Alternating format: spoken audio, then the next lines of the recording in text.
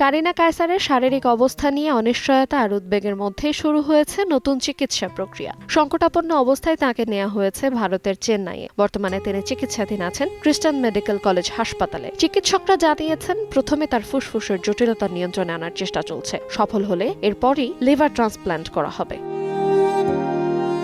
সোমবার এয়ার অ্যাম্বুলেন্সে কারিনাকে চেন্নাই নেওয়া হয়। সঙ্গে ছিলেন তার মা এবং 2 ভাই। এই বিষয়টি নিশ্চিত করেছেন তার বাবা। পরিবারের পক্ষ থেকে জানানো হয়, চেন্নাই পৌঁছানোর পরপরই চিকিৎসকেরা দ্রুত চিকিৎসা শুরু করেছেন। বর্তমানে তার ফুসফুসে জমে থাকা পানি অপসারণ করা হচ্ছে। চিকিৎসকদের পর্যবেক্ষণে রয়েছে তার শ্বাস প্রশ্বাস ও শারীরিক অন্যান্য গুরুত্বপূর্ণ কার্যক্রম। পরিবারের দাবি, প্রেসার নিয়ন্ত্রণে থাকলেও লিভারের অবস্থা এখনও জটিল।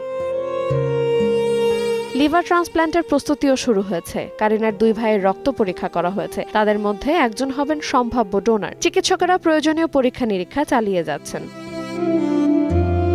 পরিবার সূত্রে আরও জানা গেছে, প্রথমে জ্বর ও সংক্রমণ নিয়ে হাসপাতালে ভর্তি হন কারিনা। পরে তার শরীরে একসঙ্গে হেপাটাইটিস এ এবং ই শনাক্ত হয়। সেখান থেকেই তৈরি হয় লিভার ফেইলিওরের জটিলতা। অবস্থার অবনতি হলে তাকে আইসিইউতে নেওয়া হয় এবং পরে লাইফ সাপোর্টে রাখা হয়। সামাজিক যোগাযোগ মাধ্যমে পরিচিত মুখ কারিনা কায়সার সাম্প্রতিক সময়ে অভিনয় ও চিত্রনাট্য রচনাতেও সক্রিয় ছিলেন। আর এভাবেই তরুণ দর্শকদের কাছে বেশ জনপ্রিয় হয়ে ওঠেন তিনি। তার অসুস্থতার খবর ছড়িয়ে পড়ার পর থেকেই সহকর্মী ও ভক্তদের মধ্যে বাড়ছে উদ্বেগ এবং সবাই নিজেদের পোস্টের মাধ্যমে তার সুস্থতা কামনা করছেন। আইরিন আয়াত, সময় সংবাদ, ঢাকা।